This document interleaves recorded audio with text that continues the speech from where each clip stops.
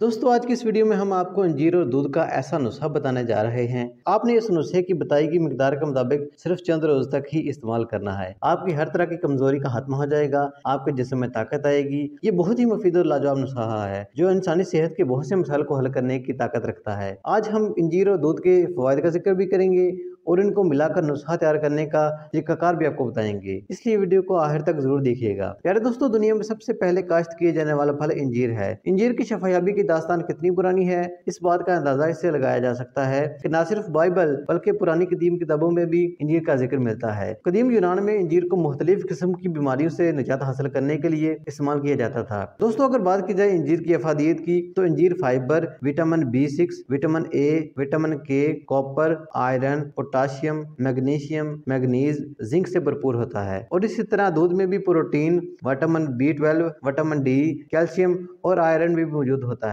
इसलिए जब इंजीर और दूध को मिलाकर एक खास तरीके से इस्तेमाल किया जाता है तो जिस्म को हर तरह के विटामिन और मिनरल्स मिल जाते हैं। इंजीर और दूध को मिलाकर नुस्खा तैयार करने का तरीकाकार क्या है, ये हम आगे चल के आपको बताएंगे, लेकिन इससे पहले बात करेंगे उस मसले के बारे में जो आज की तारीख का निहायत अहम मसला है, वो हाजमे की खराबी है। इंजीर में फाइबर भरपूर मिकदार में पाया जाता है, इसलिए ये जिगर, आंतों के अमराज और जल्द हाजमे के लिए बहुत लाजवाब है। इंजीर कब्ज के लिए कितनी मुफीद है, इस बात का अंदाजा इससे लगाया जा सकता है कि इंजीर को अगर पीस कर कच्चे गोश्त पर लगा दिया जाए तो 2 घंटे के बाद ये इतना गल जाएगा कि इसे उंगलियों से तोड़ा जा सकता है। इंजीर आंतों की चिकनाई को भी खत्म कर देता है। इंजीर को अगर बादाम और अखरोट के साथ मिलाकर इस्तेमाल किया जाए तो ये हमें खतरनाक जहरों से महफूज रखता है। इंजीर को जन्नत का फल भी कहा जाता है। शुगर हाई हो या लो, ये दोनों सूरतों में खतरनाक हो सकती है। इंजीर में पोटेशियम की बहुत ज्यादा मिकदार पाई जाती है, इसलिए ये शुगर को कंट्रोल करने की सलाहियत रखता है। चाइना, तुर्की और अरब ममालिक में तो शुगर के मरीजों के रवायती तरीका इलाज में इंजीर को बड़े अरसे से इस्तेमाल किया जाता है। दोस्तों, इंजीर के बारे में बहुत से लोग ये राय देते हैं कि इंजीर से वजन कम किया जा सकता है, लेकिन बाद लोगों का ये भी मानना है कि इंजीर वजन में इजाफे का बायस बनती है। ये बात बिल्कुल ठीक है कि इंजीर में कैलोरीज बहुत ज्यादा होती हैं और अगर इसे ज्यादा मिकदार में इस्तेमाल किया जाए तो ये वजन में इजाफे का बायस बन सकती है। लेकिन इंजीर में फाइबर भी मौजूद होता है, इसलिए अगर इंजीर को एतदाल के साथ इस्तेमाल किया जाए तो इससे वजन में कमी लाई जा सकती है। दोस्तों, इंजीर एंटीऑक्सीडेंट खूबियों से लदा हुआ मेवा है। हमारा जिस्म खुद से कैल्शियम पैदा नहीं कर सकता, इसलिए हमें हड्डियों को मजबूत बनाने के लिए कैल्शियम बाहर से लेना पड़ता है। इंजीर में कैल्शियम की वाफिर मिकदार पाई जाती है,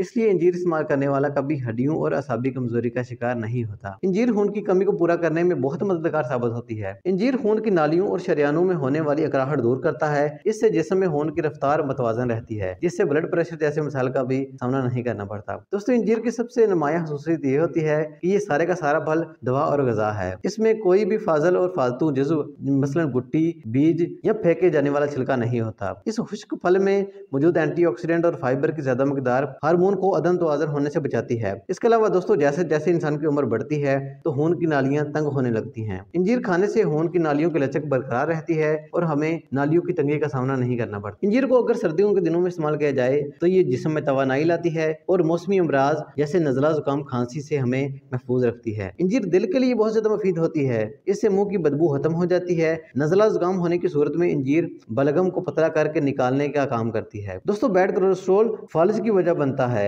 और इंजीर खाने से इंसुलिन पैदा होती है, जिससे बैड कोलेस्ट्रॉल का खात्मा हो जाता है। बच्चों को अगर इंजीर खिलाई जाए तो इनकी नशोनुमा के लिए ये बेहद मुफीद है। आपने अक्सर देखा ही होगा कि बाद लोग सुस्ती और काहली का शिकार होते हैं, इनका काम करने का दिल नहीं करता या थोड़ा सा काम करने पर ही ये लोग थक जाते हैं, तो ऐसे लोग न्यूट्रिशन की कमी का शिकार होते हैं। इंजीर और दूध को एक साथ मिलाकर इस्तेमाल करने से न्यूट्रिशन की कमी पूरी हो जाती है और वो लोग सारे दिन पुरजोश रहते हैं। अब सवाल ये पैदा होता है कि इन तमाम फवायद को हासिल करने के लिए आपने इंजीर और दूध को किस तरीके से इस्तेमाल करना है। आपने 4 से 5 इंजीरें रात को पानी में भिगोकर छोड़ देनी है। सुबह नहर में आपने इंजीरों को नीम गर्म दूध के साथ मिलाकर खूब चबा चबा कर खा लेना है। लेकिन इस बात का ख्याल रखना बहुत जरूरी है कि इस नुस्खे के फौरन बाद आपने नाश्ता नहीं करना, बल्कि 1 घंटे या आधे घंटे के वक्फे के बाद ही आपने नाश्ता करना है। दोस्तों, जिन लोगों का खाना हजम ना होता हो वो लोग 3 इंजीरें खाने से पहले खा लें, इनका खाना बहुत जल्द हजम हो जाएगा। ये गुर्दे मसाने की सोजिश के लिए भी बहुत ज्यादा मुफीद होता है। जिन लोगों को पसीना ना आता हो, अगर वो भी इंजीर का बाकायदगी से इस्तेमाल करना शुरू कर दें तो इनका ये मसला हल हो जाएगा। इंजीर के इस्तेमाल में हमें एहतियात ये करनी है कि इंजीर को ज्यादा मिकदार में इस्तेमाल नहीं करना, क्योंकि इसमें विटामिन के वाफिर मिकदार में पाया जाता है,